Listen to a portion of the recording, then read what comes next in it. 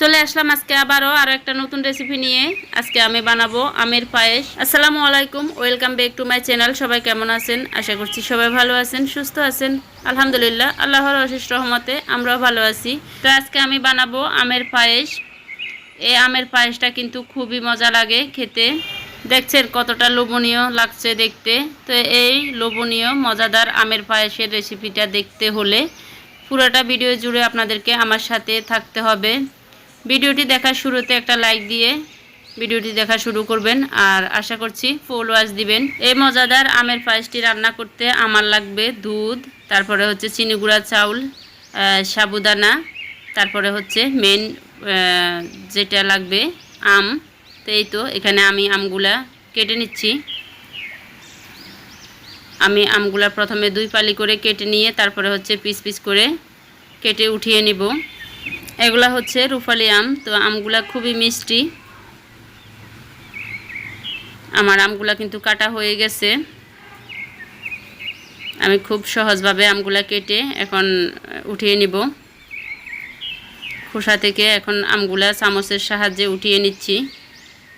উঠিয়ে নেওয়া হয়ে গেলে এখন আমি আমগুলা ব্লেন্ডার করে নিব। এই যে আমি এখন আমের পিউরিটা ঢেলে নিচ্ছি। আমগুলো আমার ব্লেন্ডার করা হয়ে গেছে। তো এখন আমি আমের পিউরিগুলো এক সাইডে রেখে দিব। এদিকে চুলায় একটা পাতিল বসিয়ে তার মধ্যে দিয়ে দিলাম 1.5 লিটার দুধ। এখন আমি দুধগুলা জাল করে নিচ্ছি।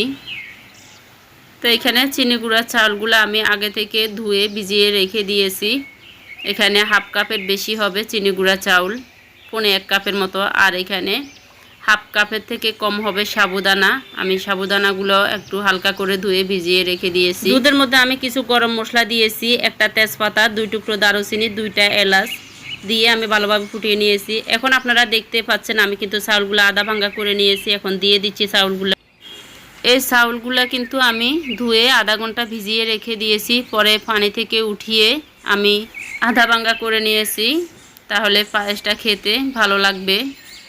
তো এখন আমি চাউলগুলো দিয়ে দেওয়ার পরে দিয়ে দিচ্ছি এখন সাবুদানা দিয়ে ভালোভাবে নাড়াচাড়া করতে থাকবো। তো এখানে কিন্তু অফ ক্যামেরায় আমি একটু লবণ দিয়েছি, কারণ মিষ্টি খাবারে একটু লবণ দিলে খাবারের টেস্টটা কিন্তু বেড়ে যায়, মিষ্টির ব্যালেন্সটা ঠিক থাকে, সেজন্য আমি লবণ দিয়েছি। আপনারা চাইলে নাও দিতে পারেন, আমার কাছে ভালো লাগে সেজন্য আমি লবণটা দিয়েছি। খুবই সামান্য দিয়েছি, 1 চা চামচের 3 ভাগের 1 ভাগ দিয়েছি লবণটা। তো এই তো আমার চাউল আর সাবুদানাটা ফুটে গেছে। এখন হচ্ছে আমি চিনি দিয়ে দিলাম।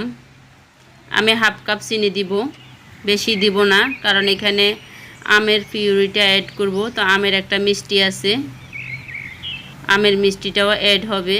আমার বাচ্চারা কিন্তু বেশি মিষ্টি খায় না, আমিও খাই না, সেজন্য আমরা মিষ্টিটা বেশি মিষ্টি খাবারে দিই না। তো আপনারা আপনাদের স্বাদ মতো দিয়ে দিবেন, যে যেরকম মিষ্টি পছন্দ করেন।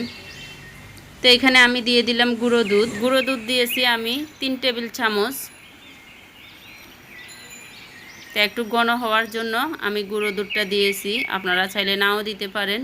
তো এখন দিয়ে ভালোভাবে হ্যান্ড উইক্স দিয়ে আমি মিক্স করে নিচ্ছি আমি ভালোভাবে, নয়তো গুঁড়ো দুধগুলো দলা পেকে থাকবে।